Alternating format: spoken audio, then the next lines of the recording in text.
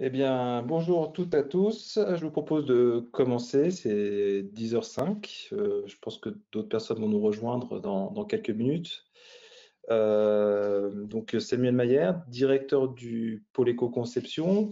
Tout d'abord, merci d'être là pour ce nouveau webinaire. Un webinaire un peu particulier puisqu'il est co-organisé par l'ADEME, le pôle éco-conception et le ministère de l'Environnement.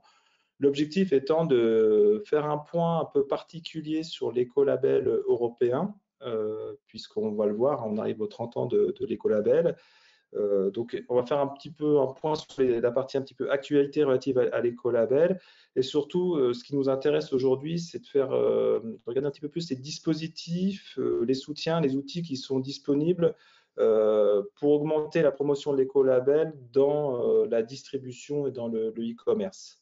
Donc aujourd'hui, on a avec nous Céline Schauer, donc coordinatrice de l'écolabel à l'ADEME. Si tu peux mettre en route ta caméra. Bonjour Céline, est-ce que tu es bien là? Oui, bonjour à tous et à toutes. Voilà. Et puis, on a aussi Flavien Barrault, qui est chargé de mission éco-conception et écolabel européen IMAS, j'espère que je n'ai rien oublié, au Commissariat général au développement durable. Bonjour Flavien. Bonjour à tous. Bon. Donc, pour le webinaire, ça va se dérouler de la façon suivante. En fait, Céline et Flavien vont nous présenter un petit peu où on en est. Vous pouvez poser des questions via il y a un petit onglet dans le GoToWebinar pour pouvoir poser vos questions. On essaiera d'y répondre pendant le webinaire et on gardera un temps pour les réponses. Donc, on a prévu 1h30 au total, questions comprises, et on va avoir une petite présentation et un temps d'échange dans le dernier tiers de ce webinaire. Alors, ma première question, elle va plutôt à Flavien. J'aurais bien aimé un petit peu avoir le sentiment, la position du ministère par rapport à l'écolabel. Où est-ce qu'on en est, comment on se positionne au niveau français sur ce label qui est supranational en fait. Oui, alors effectivement, peut-être avant de développer un peu plus sur ce qu'est l'écolabel européen, le replacer dans un contexte un peu plus global, toutes les politiques qu'on essaye de mettre en œuvre au sein du ministère de la Transition écologique. Donc on essaye de mettre en œuvre justement cette transition écologique au nom de la réduction des déchets et de la préservation des ressources naturelles. Et ça, pour nous, ça passe par un pilier qui est l'amélioration de l'information du consommateur sur tous ces aspects environnementaux pour à la fois orienter le consommateur vers des produits qui sont mieux éco-conçus, et puis pour donner aussi un outil aux fabricants pour améliorer leur pratique de conception. Donc pour nous, voilà, ça c'est vraiment un point central d'améliorer l'information du consommateur.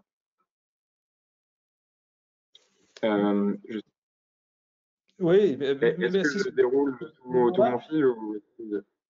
Comment? Mais j'ai cru comprendre, Flavien, que l'écolabel, c'était quand même pas quelque chose de nouveau, c'était 30 ans, c'est 30 ans d'expérience. Donc, est-ce qu'on peut dire aujourd'hui que c'est un système qui est mature?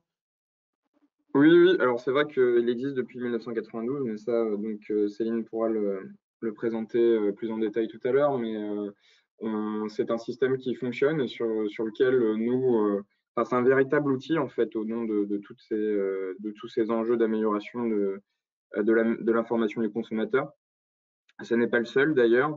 Donc il y a toutes les dernières lois climat et la loi anti-gaspillage et pour une économie circulaire qui globalement vise à améliorer cette information, et l'écolabel est un outil qui se situe au centre de toutes ces améliorations.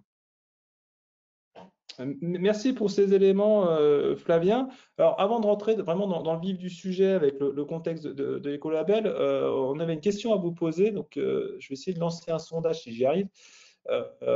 J'espère que vous le voyez. Donc, c'est un sondage, c'est savoir, d'après vous, d'où provient 84% de l'empreinte carbone des Français. C'est juste on va faire ça rapidement. Alors, n'hésitez pas à voter. Est-ce que vous le voyez? parce que je vois pas. Oui, les réponses arrivent. On va prendre juste 2 minutes, hein. Alors, on voit que ça évolue, donc je vais clôturer le sondage pour en voir les résultats. Hop, est-ce que vous voyez les résultats? Alors, je vais partager les résultats, excusez-moi, je ne suis pas forcément débrouillard. Donc, on voit que sur les réponses qui ont été faites, vous pensez que c'est les transports à 9%, le chauffage, la fabrication de biens et services et l'usage du numérique. Alors, concrètement, Céline, ils viennent d'où ces 84%? Eh bien, de la fabrication des biens et des services, je ne sais pas si tu peux passer, parce qu'on Ah, on on n'a reste. pas la diapo. Ah oui, excusez-moi. Voilà, c'est juste que j'avais pas masqué les résultats. J'espère que vous les voyez maintenant. Voilà, en fait, ça nous semblait quand même important de rappeler finalement les grands enjeux liés à la consommation responsable et où s'inscrit finalement une politique écolabel européen, donc en termes de production et de consommation responsable. Et ça nous semblait important de rappeler ce chiffre, parce qu'au final, 84% de l'empreinte carbone générée par les Français résulte des biens et des fabrications, la fabrication des biens et des services qu'ils consomment. Donc finalement, l'écolabel européen, ça permet aussi de répondre à ce grand enjeu. Je ne vais pas reparler du dernier rapport du GIEC qui est quand même relativement assez alarmant, mais en tout cas, voilà, consommer des produits écolabel européens, finalement, ça permet aussi de répondre en partie à cet enjeu de réduire l'impact carbone des Français. Donc, on revient pas sur le rapport du GIEC, là. Comme on le voit avec Plantu, on n'a plus le temps hein, maintenant pour qu'on aille aux solutions. Donc voilà, donc l'écolabel répond finalement à cet enjeu de réduire les gaz à effet de serre.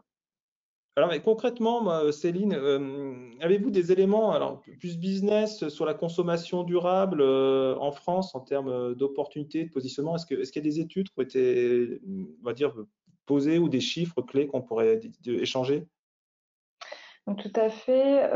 Donc je vous ai mis le dernier résultat de l'étude Greenflex, donc qui a été fait en partenariat avec l'ADEME sur 2021, sur les attentes des consommateurs envers les enseignes en termes de consommation durable. Et on voit qu'il y a un réel intérêt, en tout cas des consommateurs, d'avoir des informations plus fiables sur les produits et aussi des produits et services plus respectueux de l'environnement.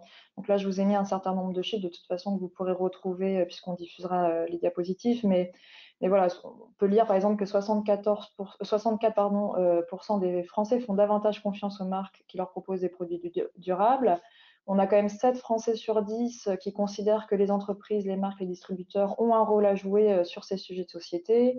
74% des Français aimeraient avoir plus d'informations. 88% des Français aimeraient être incités à consommer mieux. Et donc, on considère également, et c'est pour ça qu'on travaille pour développer cet outil, que l'écolabel européen, finalement, il peut être vraiment une réponse claire et transparente aux différentes attentes des consommateurs à ce sujet. Et pas que. Donc, une autre information, donc plus globalement sur là où l'écolabel européen peut être utile en termes de politique interne. Donc ça, c'est le sondage qui a été fait par LinkedIn et l'ADEME qui est sorti le mois dernier. Et on voit qu'il y a aussi une réelle attente de la part des collaborateurs en interne d'avoir des projets plus en lien avec la transition écologique. Donc pareil, avec 78% des salariés qui choisiraient plutôt une entreprise qui s'engage plus dans la transition écologique. Il y a un chiffre aussi qui me semble important et on y reviendra après, mais c'est qu'il y a 68% des salariés qui aimeraient être mieux informés et formés aux enjeux de la transition écologique. Et aussi, on est là pour ça, on va en parler un peu plus tard. Donc voilà, donc finalement, l'écolabel européen, il permet aussi il peut être un projet structurant au niveau d'une entreprise pour aller plus loin dans sa transition écologique et sa transition en vue d'une économie plus circulaire.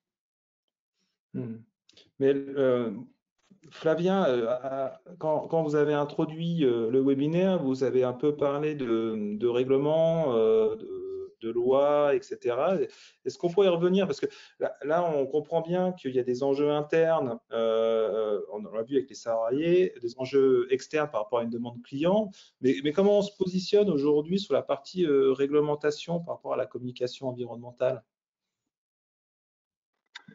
Alors, concernant la partie réglementation, donc, c'est ce qu'on verra sur la prochaine slide, mais c'est vrai que actuellement, pour tous les objectifs qu'on s'est dit, l'objectif du ministère est d'agir vraiment en faveur de l'amélioration de l'information du consommateur, et pour toutes les raisons qu'on a vues juste avant, les données qui montrent quand même que l'attente même du consommateur a fortement évolué en la matière. Et aujourd'hui, elle est forte, elle s'exprime aussi à travers les politiques. Et c'est pourquoi on retrouve dans les dernières lois climat beaucoup de dispositions en la matière. Et donc après, c'est le rôle effectivement du gouvernement de les mettre en œuvre. Juste par exemple, hein, d'autres dispositifs que des labels, il y a des indices obligatoires qui ont pu voir le jour suite à la loi AGEC, l'indice de réparabilité, si vous le connaissez. Également aussi une volonté de harmoniser et simplifier toutes les allégations environnementales. Et donc ça passe par l'article 13.1 de la loi AGEC. Une volonté aussi de lutter contre le greenwashing et essayer de simplifier et de fiabiliser l'information qui est donnée. Et ça passe par tous ces dispositifs que je viens de vous citer, et aussi le renforcement des sanctions que vous pouvez encourir en cas de pratique commerciale trompeuse. Et ça, c'est dans la dernière loi climat. Bon, voilà. Donc, on a globalement un contexte qui montre que on veut simplifier, fiabiliser et améliorer, généraliser l'information du consommateur sur les aspects environnementaux. Voilà. Et ça passe aussi par des démarches non réglementaires, comme la mise à jour du guide des allégations environnementales par le Conseil national de la consommation, qui explique un peu toutes les bonnes pratiques en la matière. Et puis la charte d'engagement, des chartes d'engagement aussi qui peuvent être signées entre l'État et des professionnels pour améliorer en fait ces aspects. Et on a un exemple avec le e-commerce qui s'engage actuellement pour mieux informer le consommateur sur les aspects environnementaux. Donc, le cadre se renforce, Flavien, là. Oui. Très clairement. Excusez-moi. Oui. Désolé, on s'est un peu coupé, c'est pas super évident avec le webinaire. Donc on a vraiment un cadre qui se renforce avec des règles qui se mettent en place, qui se durcissent, et puis des allégations pour lesquelles on n'a plus le droit finalement de citer. On y reviendra. Je pense que je te challengerai un petit peu sur la partie cosmétique, hein, mais il y a des choses qu'on ne peut plus dire, biodégradables, etc. Donc, il y a un éclaircissement des modes de communication. Donc, finalement, oui. Flavien, excuse-moi. Je confirme, mais on y reviendra effectivement tout à l'heure sur les interdictions, sur les mentions interdites. Ça fait partie de l'évolution, en tout cas, du cadre législatif qui est donné pour l'information des consommateurs en France, en tout cas, pour l'instant. D'accord. Merci pour ces éléments de contexte réglementaire. Bien entendu, ils sont larges, hein, et ça mériterait un webinaire que sur cette partie réglementaire. Moi, c'est par rapport à Céline, si on peut en avoir un peu plus sur l'écolabel, parce que là, on a vu qu'il y avait différents types de communication, il y avait des indices qui commencent à devenir réglementaires. Qu'est-ce qu'on peut dire plus concrètement sur l'écolabel? Qu'est-ce qui le différencie par rapport aux autres typologie de communication? Oui, Samuel, je te laisse avancer. Pardon. Voilà. Alors, je pense que Flavien, il y a juste une information importante peut-être en introduction. Enfin, je vais revenir dessus, mais donc voilà, plus globalement, pour revenir un petit peu au niveau de la genèse de l'écolabel européen. Donc, comme le disaient Flavien et Samuel, donc c'est un label qui va avoir 30 ans en 2022. Donc voilà, donc il a un peu de bouteille. C'est pas un nouveau label sur le marché, et l'objectif est de certifier la performance environnementale d'un produit ou d'un service via une approche, on va dire, enfin la Commission européenne dit best in class. Ça veut dire qu'on va cibler les 10 à 20% meilleurs produits du marché d'un point de vue environnemental. Donc on va toujours aller à la recherche des meilleures techniques disponibles actuellement sur le marché. Et pour ça, les référentiels de l'écolabel européen, finalement, ils sont révisés en moyenne tous les 6 à 8 ans. Et à chaque révision, la Commission européenne, du coup, fait un benchmark d'ACV. De plus en plus, ils regardent le PEF aussi pour se mettre à jour avec ces exigences-là. Donc là, typiquement, c'est ce qui va être fait avec les produits d'hygiène absorbants qui sont actuellement en révision. Donc la Commission européenne s'aligne avec le PEF. On est sur une démarche de certification volontaire. Donc Flavien, peut-être si tu peux dire 2 mots sur l'ouverture à la concurrence, parce qu'il me semble qu'on ne l'a pas abordé à la dernière diapo. Oui, tout à fait. Puisque l'écolabel européen est perçu au niveau du ministère donc, comme un outil majeur pour mettre en œuvre tout le cadre que je vous ai présenté tout à l'heure. Bon, déjà, c'est un outil européen, donc c'est aussi pour ça que pour nous, il est très intéressant et très opérationnel pour tout ce qui est information sur les produits, du fait de notre organisation via le marché unique. Et puis, cet écolabel européen qu'on a décidé à l'occasion, dans un contexte favorable, de promouvoir davantage et de lui faire passer une marche supplémentaire en termes d'excellence et de fiabilité. Et c'est pourquoi on ouvre aujourd'hui un programme d'accréditation. Donc, un organisme d'accréditation, c'est ce qui va permettre d'accréditer des organismes certificateurs qui délivrent l'écolabel européen en France. Et voilà, ça visera à vraiment donner plus de fiabilité à cet écolabel et à le promouvoir davantage, puisque à cette occasion, va être organisée une ouverture à la concurrence de sa certification. Et donc là où avant, l'AFNOR Certification réalise ce travail, d'autres organismes certificateurs pourront se positionner et ainsi démultiplier les possibilités pour vous, entreprise, de pouvoir recourir à l'écolabel européen et aussi possibilité de lui donner plus de visibilité.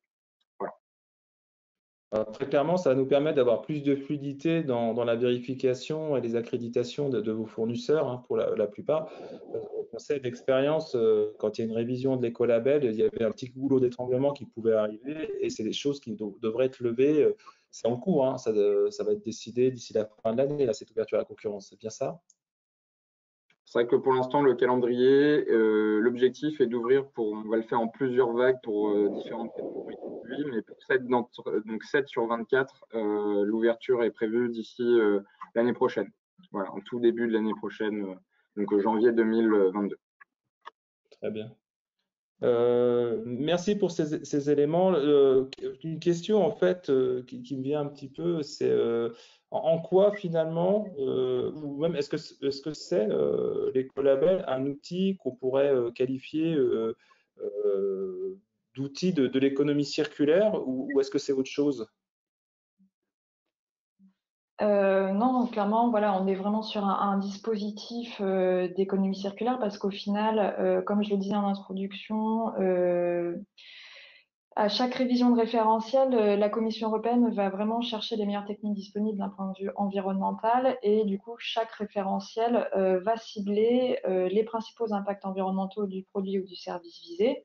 Donc, on va s'intéresser au cycle de vie et aux critères les plus impactants. Donc, typiquement, tout ce qui est extraction des matières, la fabrication, la consommation et la fin de vie du produit. Donc on peut vraiment dire au final qu'on est sur un produit de mise en œuvre des piliers de l'économie circulaire parce qu'on touche finalement 5 des 7 piliers de l'économie circulaire avec 3 grands objectifs.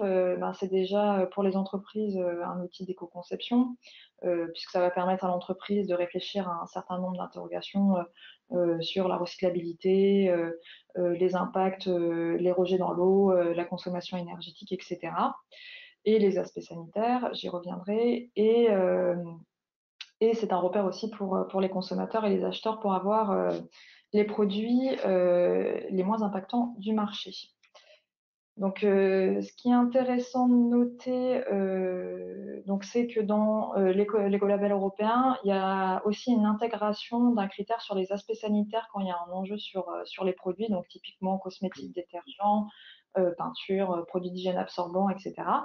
Avec l'objectif de remplacer finalement les substances dangereuses par des substances plus sûres et par des substances plus sûres. Typiquement, là, on vient de réviser les produits cosmétiques, le référentiel, donc il y a toute une intégration sur les perturbateurs endocriniens, les dernières données disponibles à ce sujet. Et ça passe aussi sur tout ce qui est qualité de l'air. Par exemple, sur la peinture, on va s'intéresser à la qualité de l'air chez le consommateur, mais aussi au niveau du site de production. Donc, ça permet aussi de s'assurer de la santé des collaborateurs. Ce qui est important vraiment de noter aussi sur l'écolabel européen, c'est qu'on a toujours un critère de performance sur chaque catégorie de produits couverts. On estime finalement qu'un produit dit vert, il doit assurer au consommateur qu'il a les mêmes performances qu'un produit lambda du marché. Et du coup, on a toujours des critères de performance. Voilà, donc c'est aussi dans la logique que, par exemple, un détergent, s'il est moins performant et qu'il faut en mettre 2 fois plus, il n'y a pas trop d'intérêt d'un point de vue environnemental. Donc nous, on exige toujours ces critères-là pour avoir vraiment des produits satisfaisants et performants pour le consommateur. Et peut-être également pour information, de plus en plus à chaque révision, maintenant la Commission européenne intègre aussi des critères sociaux quand il y a un enjeu, alors que ça soit sur la formation, là typiquement sur le service de nettoyage, on a un référentiel service de nettoyage, donc la Commission européenne a intégré un critère sur la formation. Sur les écrans, il y a aussi des critères sur l'exploitation des ressources et les conditions de travail.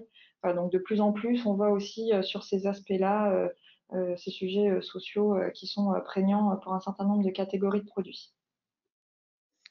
Alors c'est vrai que nous, on peut témoigner au pôle éco-conception que c'est un outil qui est robuste en termes d'éco-conception, hein, parce qu'au-delà même de l'affichage, d'avoir l'étiquette écolabel, c'est des éléments qu'on peut utiliser dans le déploiement de démarches d'intégration de l'environnement dans les développements de produits.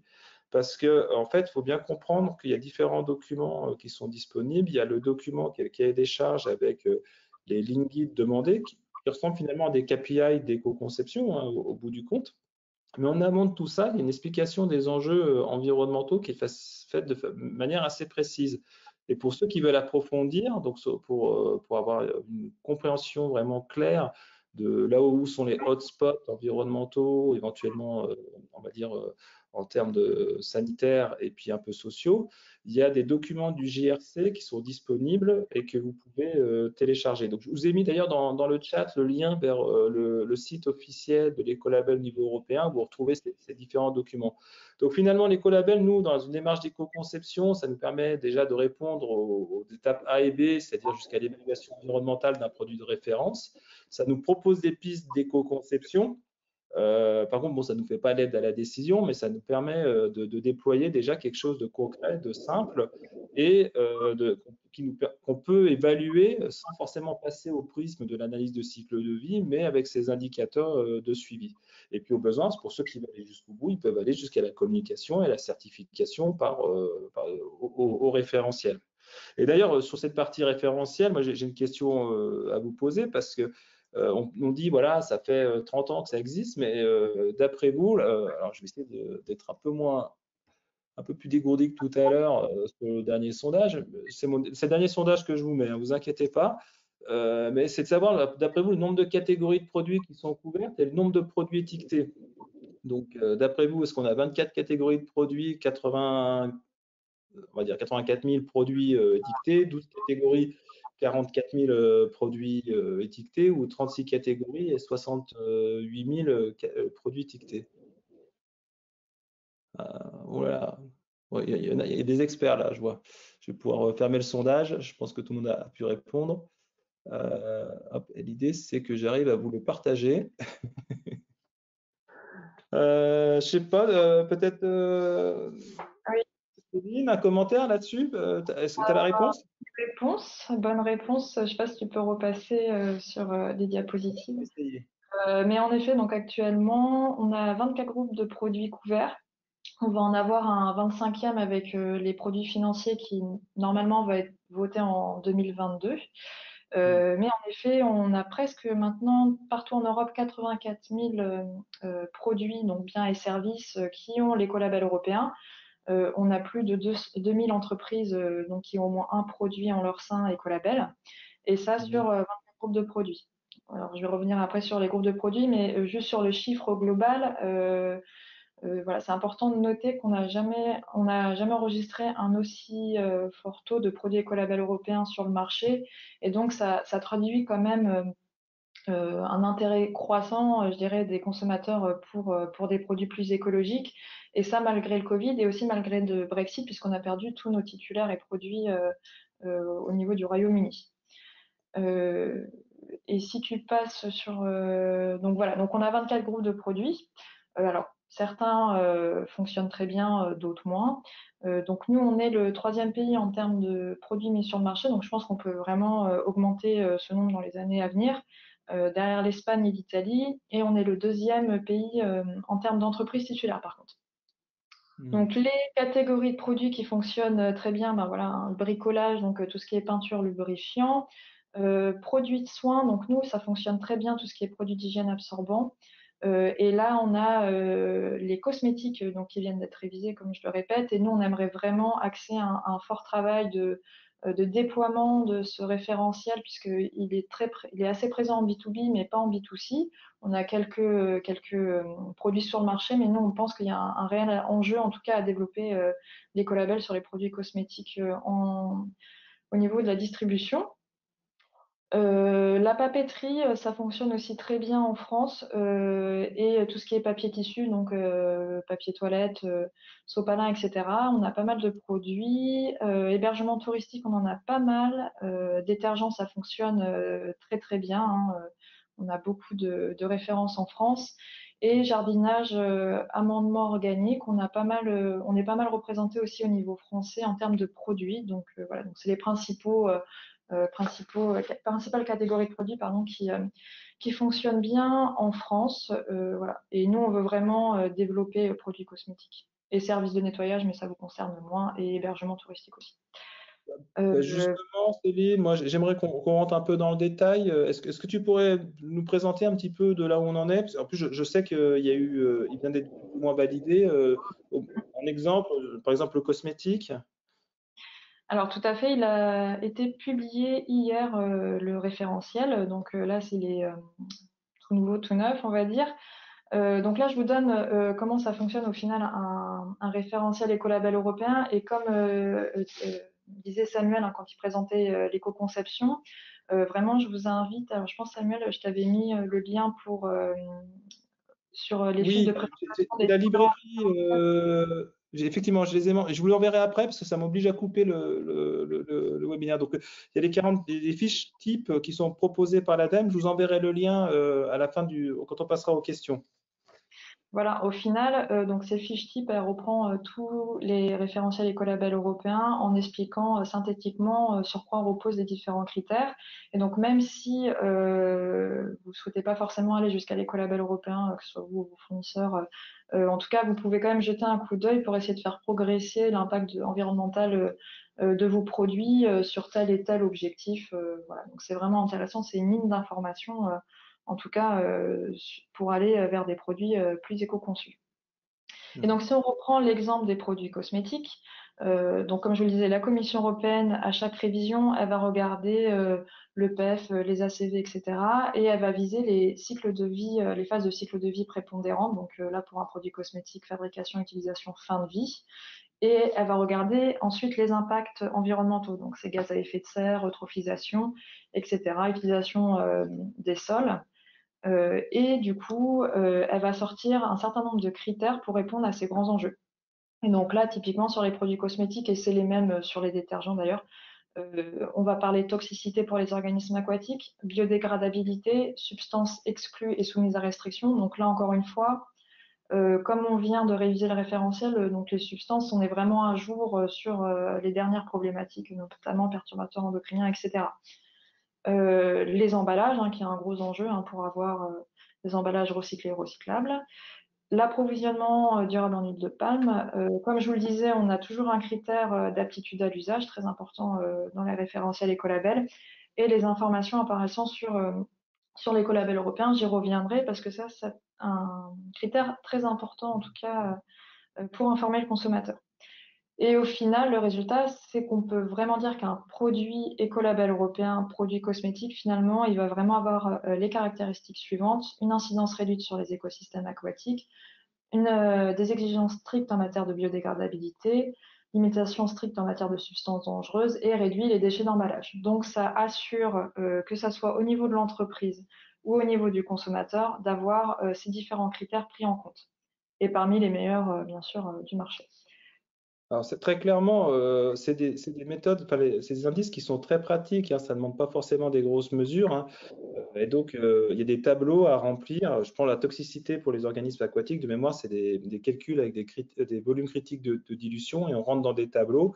Et il suffit juste de connaître bien son produit pour savoir si on est dedans et puis réorienter sa conception. Mais est-ce que c'est en lien avec enfin, est-ce que l'écolabel, finalement, il est aligné avec d'autres reconnaissances, je ne sais pas, par exemple, comme celle des consommateurs? Alors oui, on fait très attention, enfin, on réalise, en tout cas moi je regarde avec beaucoup d'intérêt tout ce qui se passe dans les magazines d'associations de consommateurs et enfin, les Yuka, etc. Donc là, je vous ai mis par exemple concrètement un produit cosmétique. Dans le dernier, on n'en a pas beaucoup, hein.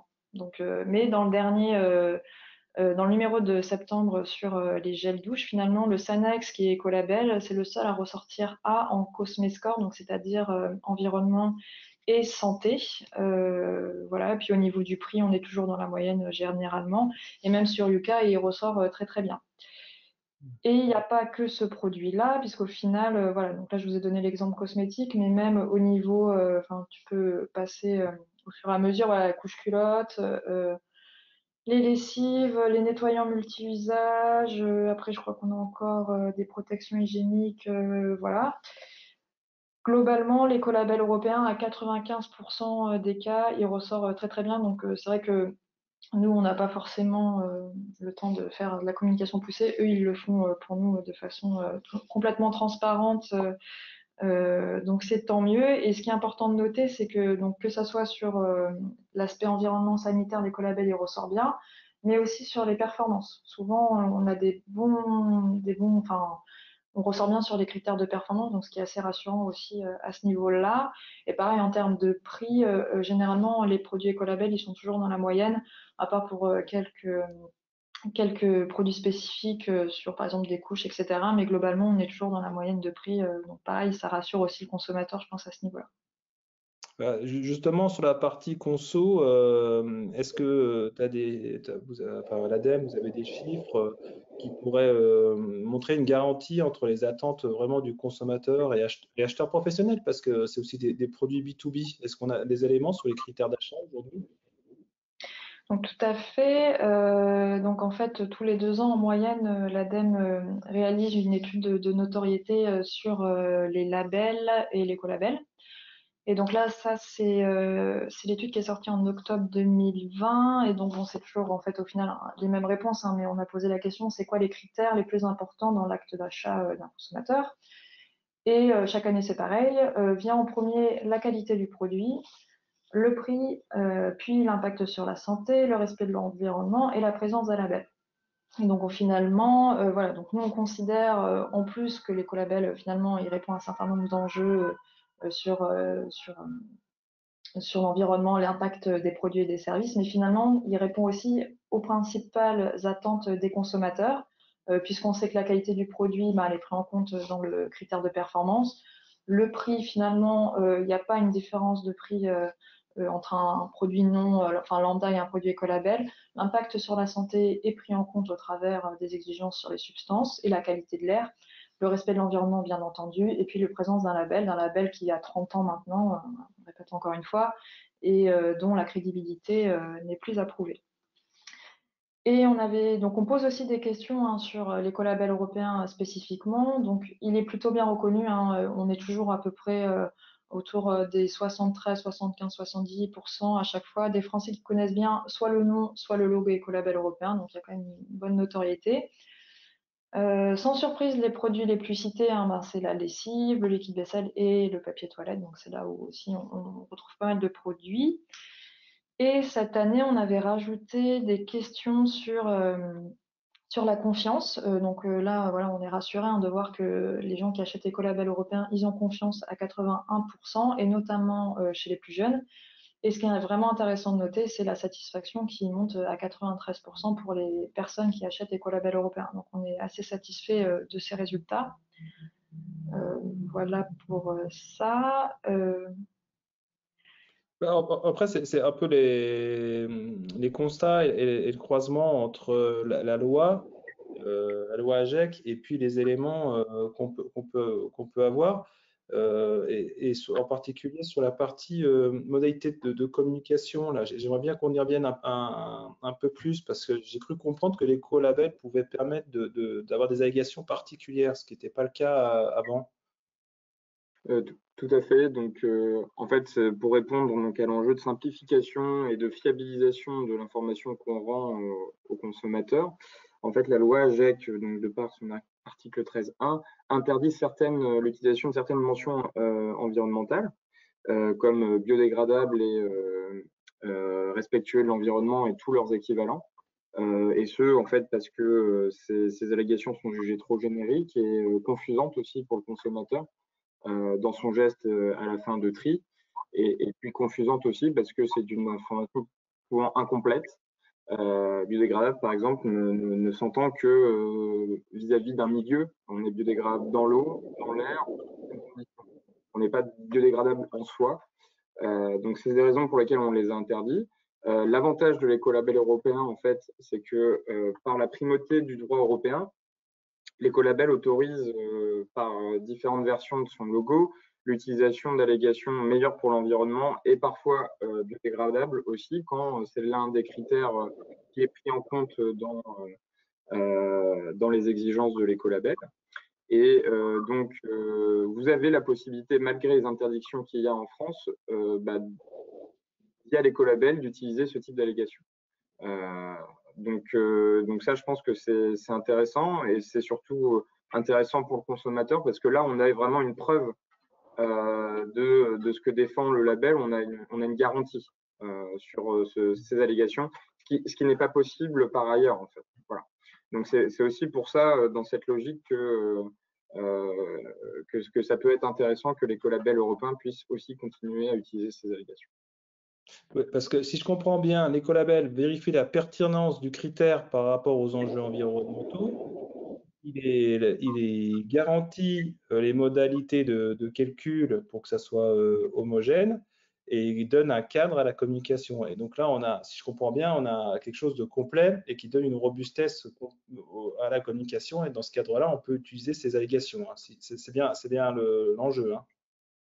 C'est tout à fait l'enjeu et c'est pourquoi nous, on défend la promotion de l'écolabel européen, pardon, en particulier par rapport à d'autres labels. Un, c'est un label officiel. Deux, il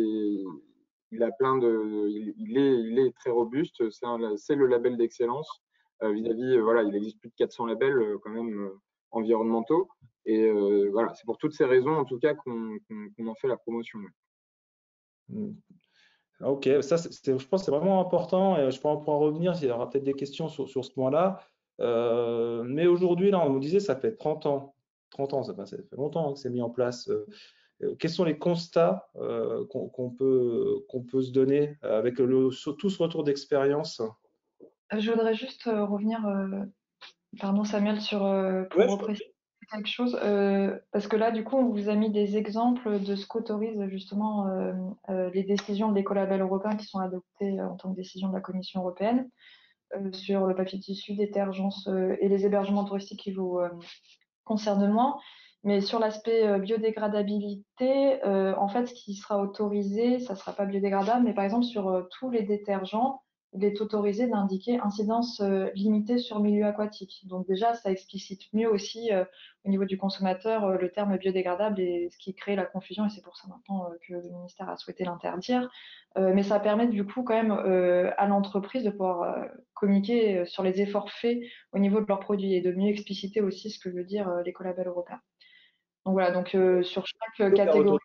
Aussi, hein, effectivement, c'est grâce à un retour d'expérience qu'on peut dire aujourd'hui que le label nous permet de communiquer de cette manière-là. Et plus concrètement, il y a d'autres retours en 30 ans?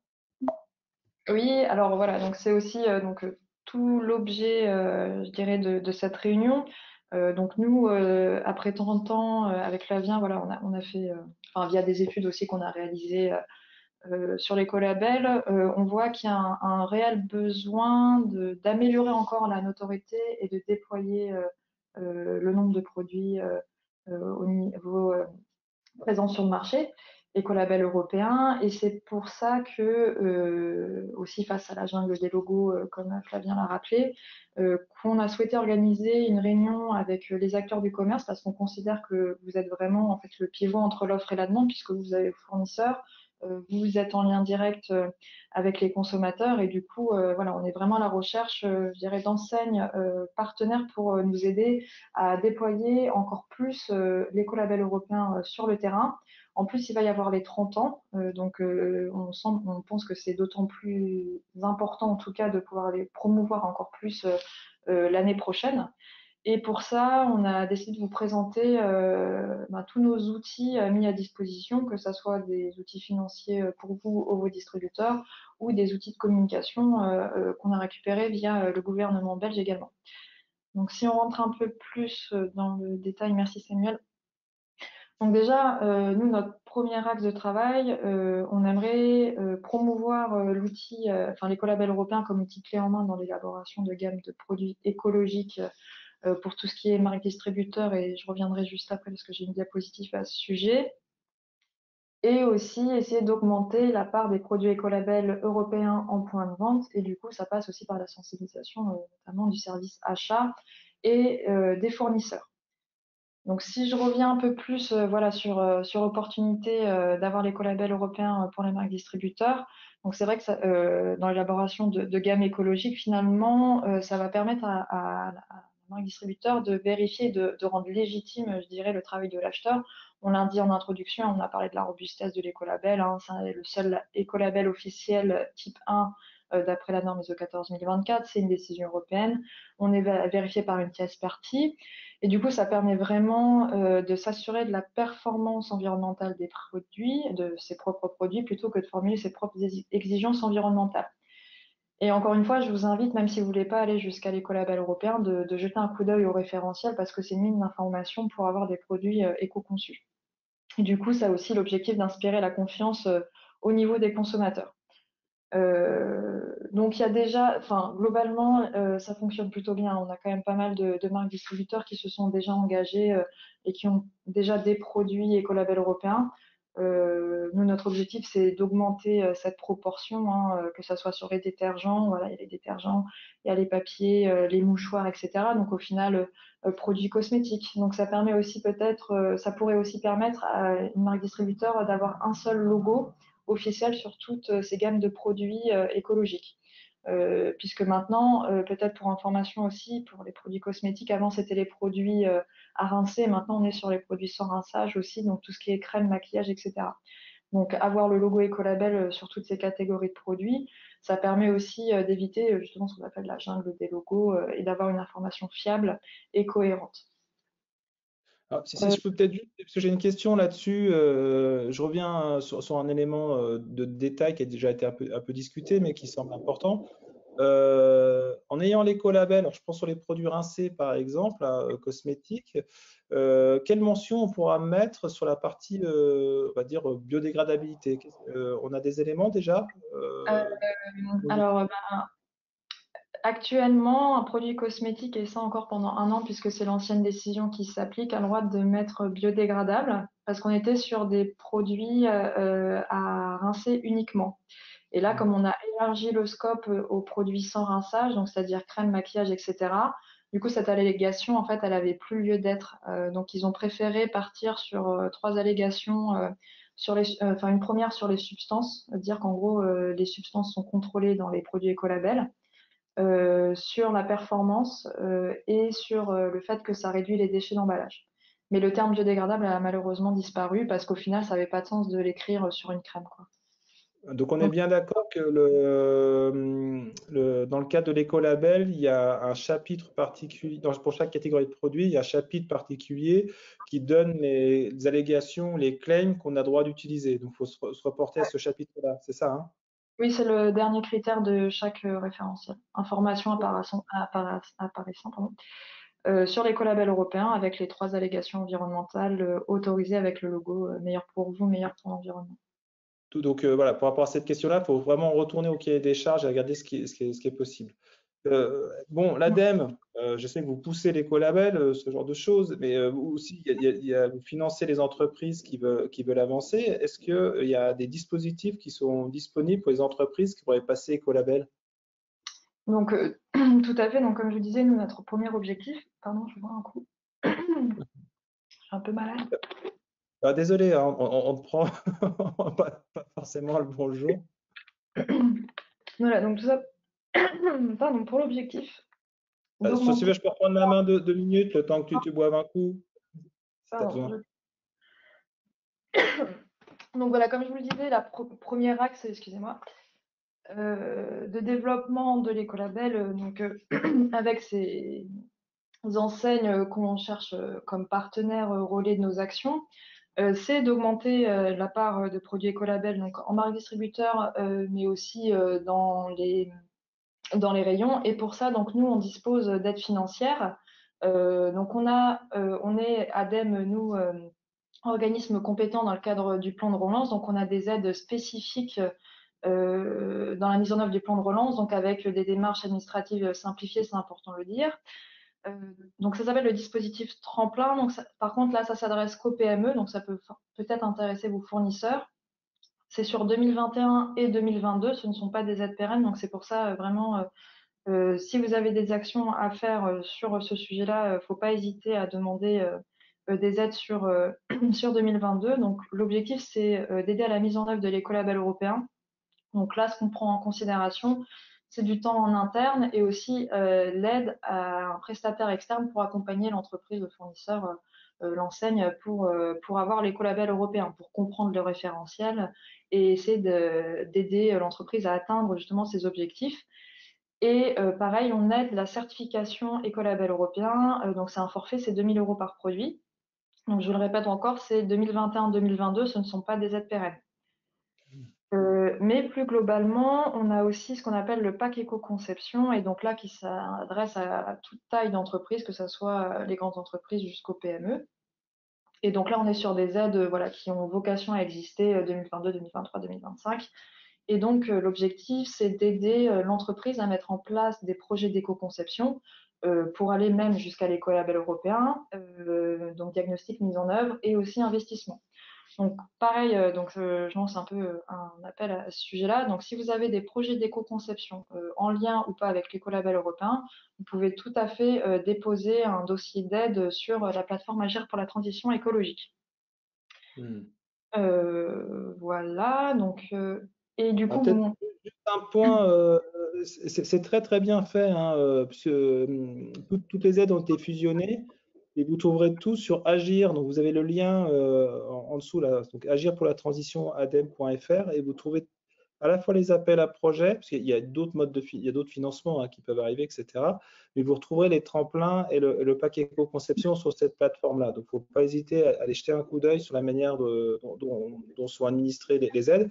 Et il y a même des fois des aides qui sont nouvelles ou particulières qui sont liées à des actions régionales autour de l'éco-conception, de la transition.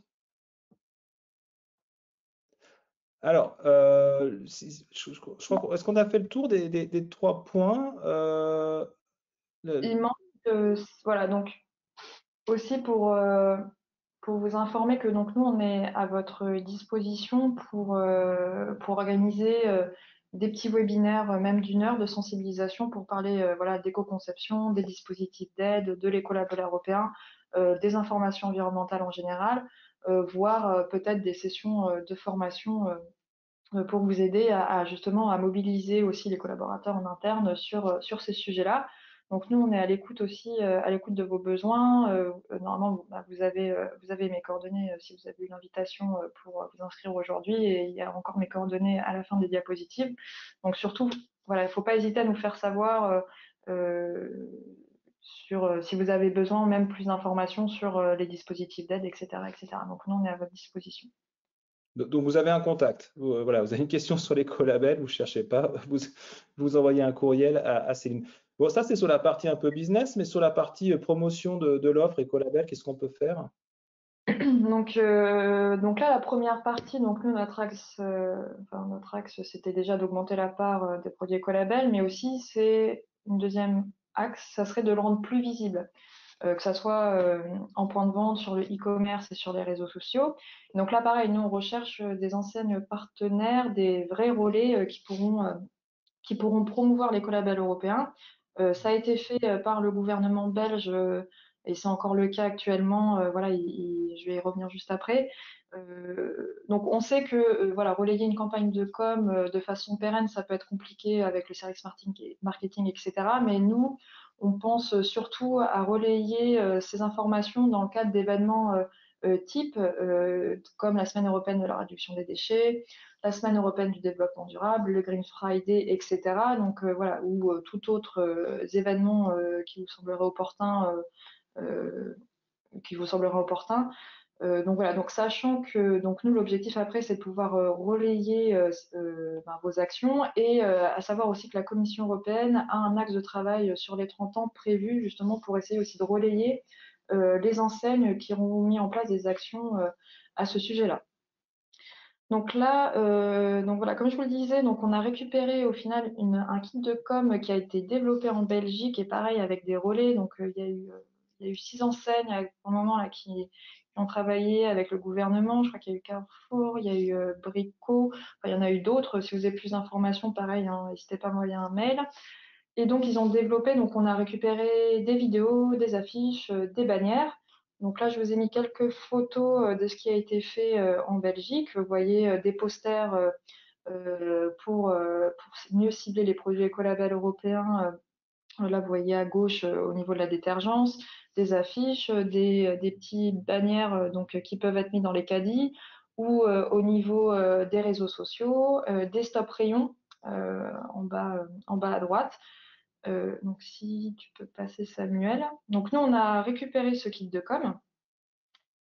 Il est possible de l'adapter, il suffit de nous demander. Là, je vous ai mis quelques exemples belges. Donc, par exemple, Carrefour, gagner des produits écolabel avec Carrefour, gagner 250 € de produits certifiés.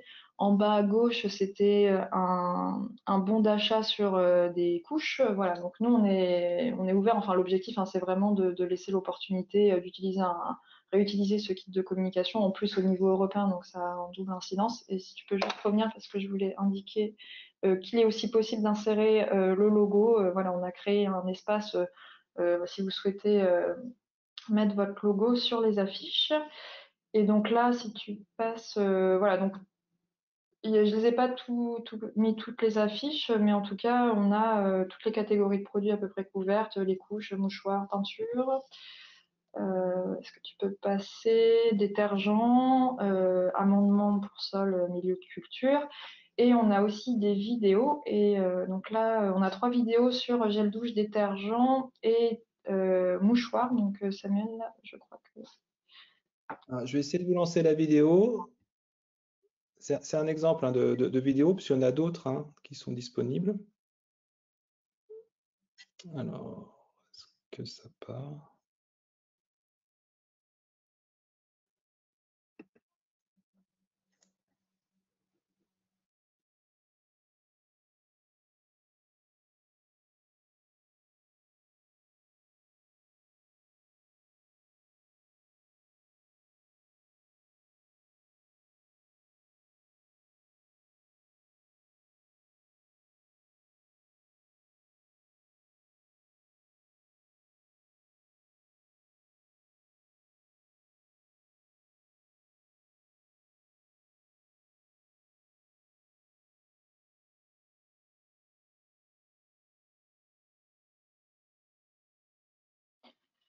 Donc, je ne sais pas si c'est repassé en mode écran.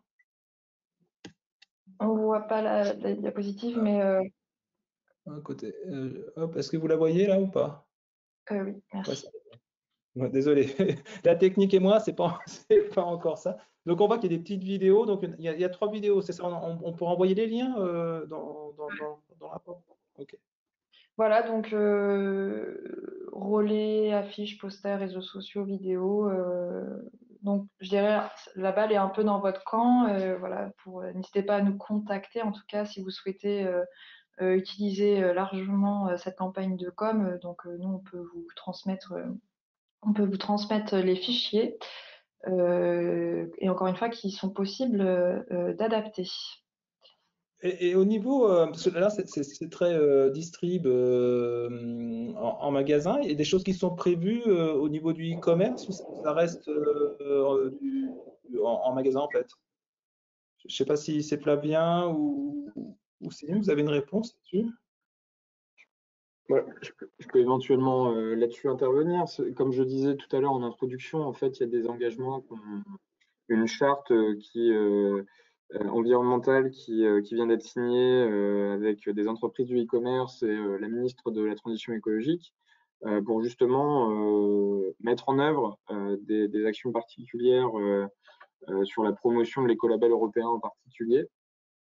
Alors, j'ai pas encore d'exemple puisqu'on est au stade pour l'instant d'engagement, mais il va y avoir une traduction. Alors, ont été évoqués par exemple l'incrustation dans des filtres sur des plateformes d'achat. Vous pourriez sélectionner seulement les produits écolabellisés par exemple, ou alors d'en faire une promotion sur la homepage avec voilà, des redirections pour dire que l'écolabel existe et qu'il y a un certain nombre de produits écolabellisés sur la plateforme. Et donc c'est quelque chose qui va avancer, on va voir donc cette charte. Et puis globalement, pour conclure cette présentation, peut-être Flavien, au niveau du mystère, vous auriez peut-être des éléments de conclusion par rapport à l'écolabel, de ce que ça représente, vers quoi il faut aller, ou une synthèse, je ne sais pas. Oui, oui, tout à fait. Bah, écoutez, je pense que on vous a montré que promouvoir l'écolabel n'est pas un acte isolé, c'est quelque chose qui s'inscrit vraiment dans une politique globale et qu'on porte. L'écolabel européen, c'est vraiment une des priorités aussi du ministère, puisque c'est un label en fait simple, fiable, et pour nous aussi à la bonne échelle, puisqu'il est européen. Je crois qu'on a essayé aussi de mettre un cadre favorable à sa promotion. C'est un label qui a déjà un certain succès, mais qui, au vu de toutes ses qualités, je pense, peut prendre une place encore plus importante. Et c'est pour ça qu'on a essayé de mettre en place des aides via l'ADEME, faciliter aussi sa promotion. Vous avez un kit de communication. Alors bien sûr, vous avez la possibilité de le faire de votre côté, mais voilà, en tout cas, on vous met à disposition tout un tas d'aide pour le promouvoir. Sachez également que nous, en interne, on fait le lien avec les acheteurs publics, puisque de plus en plus, les acheteurs publics aussi se tournent vers ces labels, et en particulier vers l'écolabel européen, puisqu'on en fait aussi la promotion auprès d'eux. Et donc voilà, nous on pense vraiment que c'est un label qui a le potentiel d'aller encore plus loin et on espère qu'on vous a convaincu aujourd'hui et qu'on vous a démontré qu'en tout cas, particulièrement en ce moment, il y avait une sorte d'alignement de planète, un cadre favorable réglementairement et puis une dynamique particulière, ouverture à la concurrence, 30 ans et présidence française de l'Union européenne, donc voilà un dispositif français en France, enfin un dispositif européen pardon, mis en œuvre en France. Donc, on espère qu'on vous a convaincu.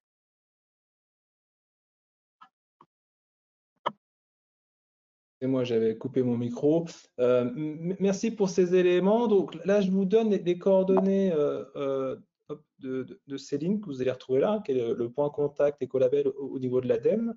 Et on leur remercie d'avoir tenu tout le webinaire malgré les maux de gorge et tout ça. Et on a maintenant un petit moment, si vous voulez, pour des questions. Et en parallèle, je vous enverrai les éléments sur les 24 catégories de produits, les fiches ADEME, et puis je vous enverrai le lien vers le kit des outils pour la communication qui est proposé par l'ADEME, qui vient d'être présenté. Donc voilà, donc un petit moment d'échange, questions-réponses. N'hésitez pas, alors, soit à lever la main, je vous donne la parole, soit à faire directement via le chat ou le système de questions.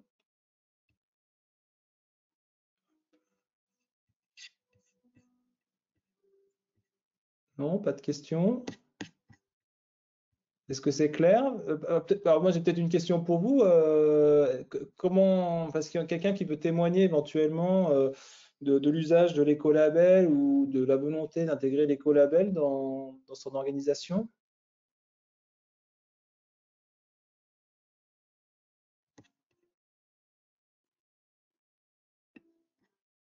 Non? Oh, alors ça a dû être très très clair. Où il y a avoir des demandes, beaucoup de demandes en direct auprès de Céline sur des points particuliers. Alors, je vous mets dans le chat les éléments que je vous avais promis. Hop, donc là, je vous mets la librairie, donc la présentation des référentiels et le kit de com.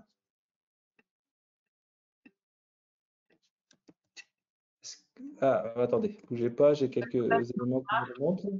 Merci, très intéressant. Présentation, pas de questions. Ah, merci. Louise, peut-être que vous voulez prendre la parole?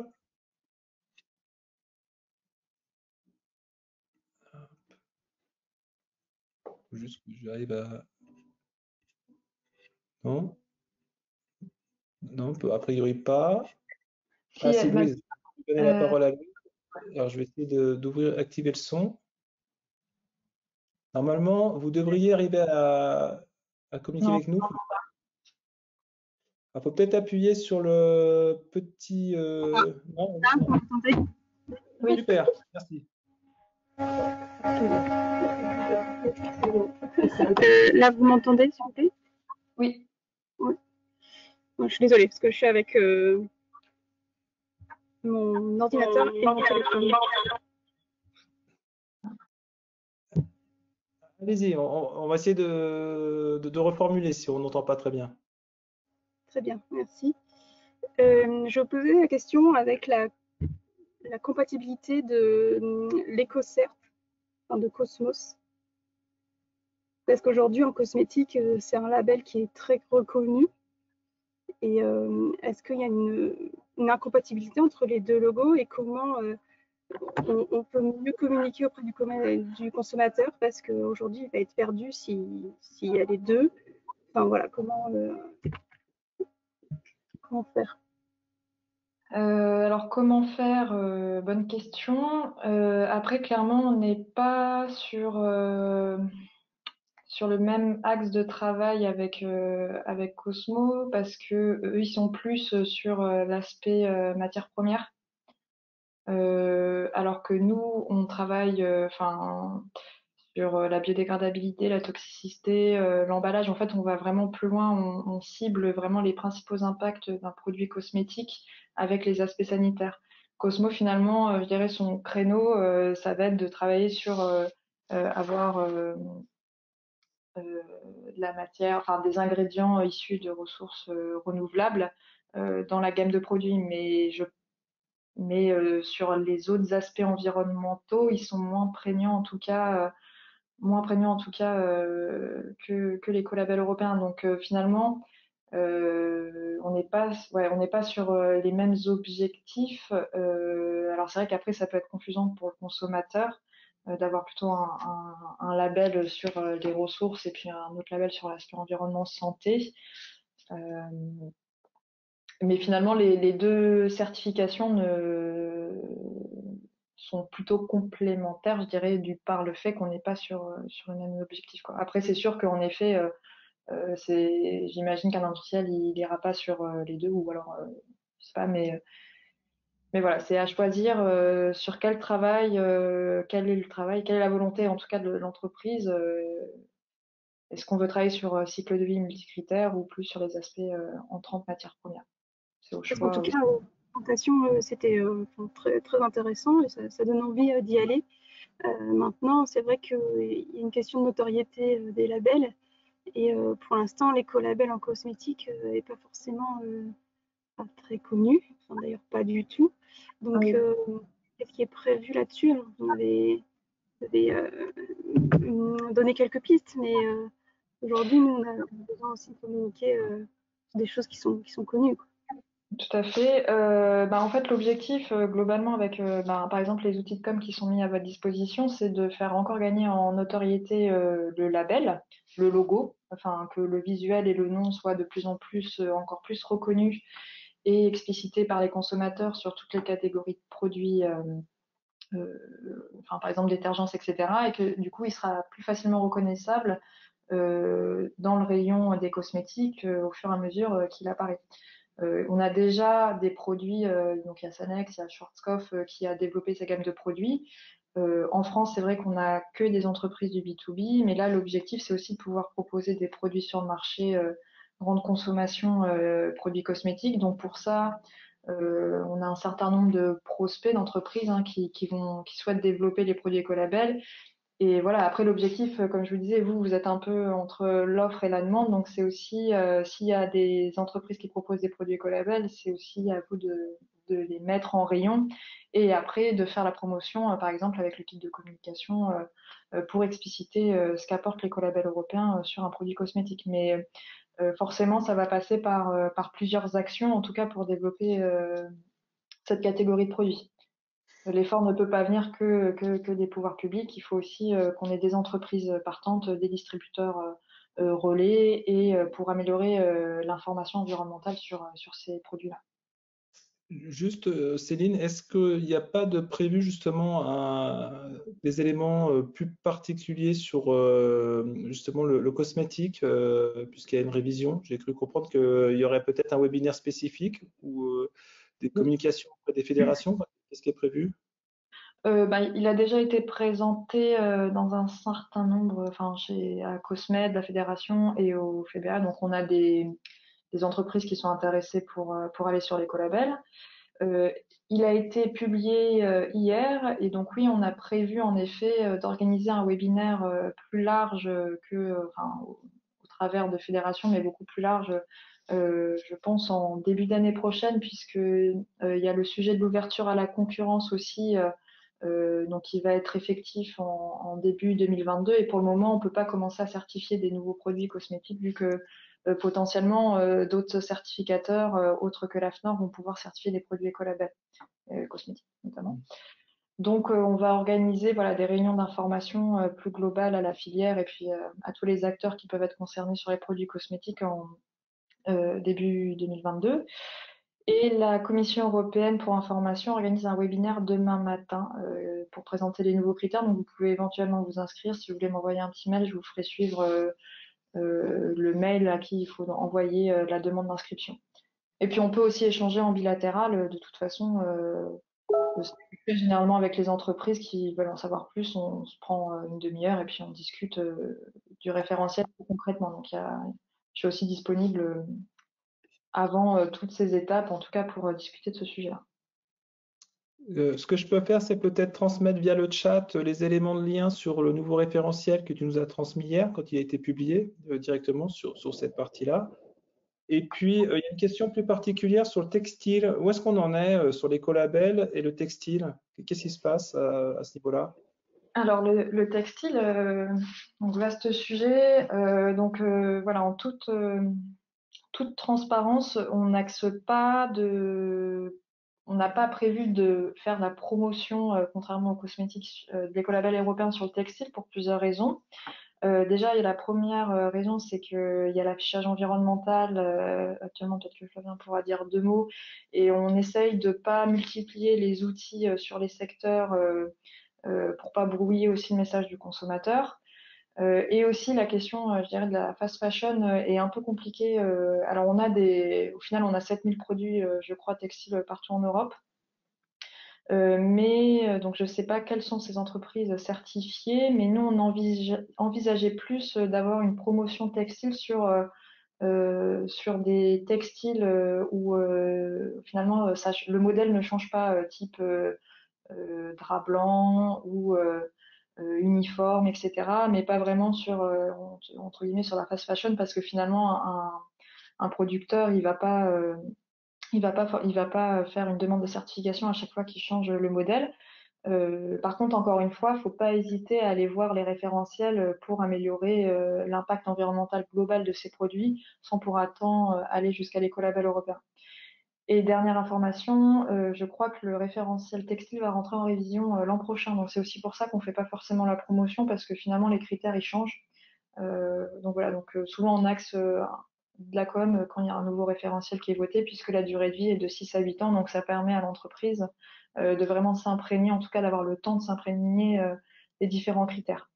Et pas se dire, ah bah dans 5 ans, dans 2 ans, je vais devoir rechanger ma demande de certification.